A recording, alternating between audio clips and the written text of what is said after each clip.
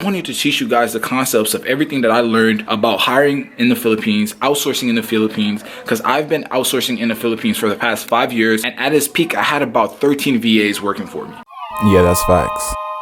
What's poppin', you guys? It's Haji here, and welcome back to another video. It's Haji here, back in the basement, live in the basement, as you already know how it goes. Showing you guys how I'm building my company, and right now we're in the process. We're gonna build a 7-figure tech company right here from my basement, as you can see. Yeah, so follow me along as I build my business and give you guys as much value as I can in the process. In today's video, I'm gonna show you guys something that can really save you a lot of time and make you a lot of money. And it took me a lot of time to learn how to do this correctly. And in this video, I'm gonna show you guys how to outsource in the Philippines correctly. The Philippines is the 3rd largest English-speaking country in the world. I learned all of this about outsourcing and all this stuff because one time I was on the phone with Sprint customer service. I'm like, man, these people got good customer service. Come to find out, their entire customer service department is in the Philippines. That's why how they were able to keep that junk open 24 hours. I'm like, man, yeah, they got really, really good customer service. So I started to look into this concept of hiring in the Philippines. Some of the wages that nobody would even consider taking in America is awesome wages for them. And these are like some of the most hardest working people I know. Like, these people work hard and they do it religiously, and they are just some of the most awesome culture I've ever seen. I haven't been to the Philippines, but it is on my list to go to the Philippines as soon as possible because these people have helped me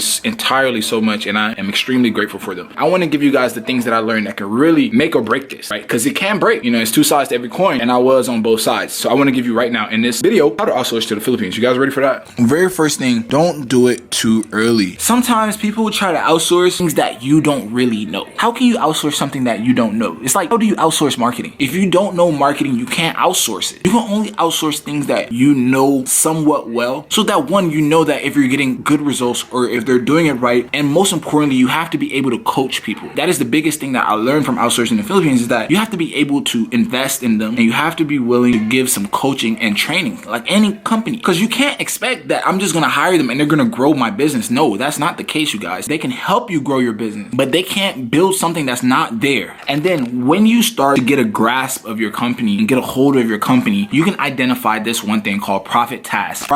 Task. So you know what task in your company makes money, so that you can give them that, so you can scale profit tasks. When I got my VA, I had them doing things that did not make any profit, and I was wondering, I'm paying money out to these VAs, but I am not getting nothing in return because I didn't tell them to do profit tasks. And you don't know what the profit tasks are until you do it yourself, until you understand the concept of it. This is the danger of outsourcing way too early. Like, now I have 2 VAs. Now I get more results with 2 VAs than 13 VAs because I know what the profit tasks are, and I can have them focus on profit tasks instead of doing all this stuff that doesn't make money. You get me? Number 2, before you get VAs, you want to set up systems. Like, before you even go looking for a VA, make sure you set up the system, SOPs, standard operating procedures, basically an in-depth checklist of what you want them to do. I have this book, it's called E-Myth. One of the concepts that he talks about in his book is that anybody should be able to do anything in your company. You should be able to hire anyone off the street and they should be able to do any task in your company. Why? Because you have in-depth SOPs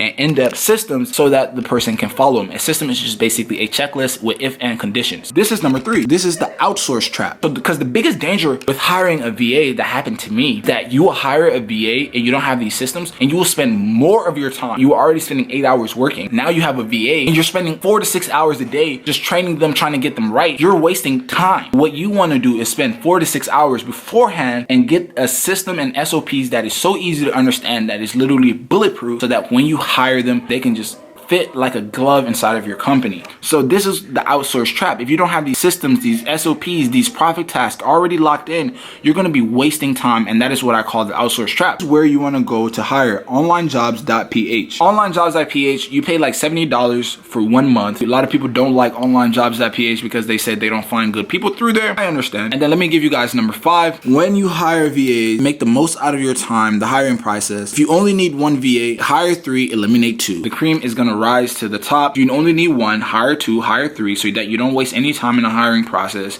any time in like the onboarding of your company process, teaching people. Instead of just doing a Zoom call with 1 VA, you could do Zoom call with 3 VAs, teaching 3 people about your company, and give them easy tasks to start off with, like a very, very easy task that doesn't require none of your logins, none of this stuff, and you can just see who rises to the top. This is my little trick that I did. So you guys, this has been how to outsource to a VA. If you guys enjoy these vlogs, make sure you give a like, comment, subscribe.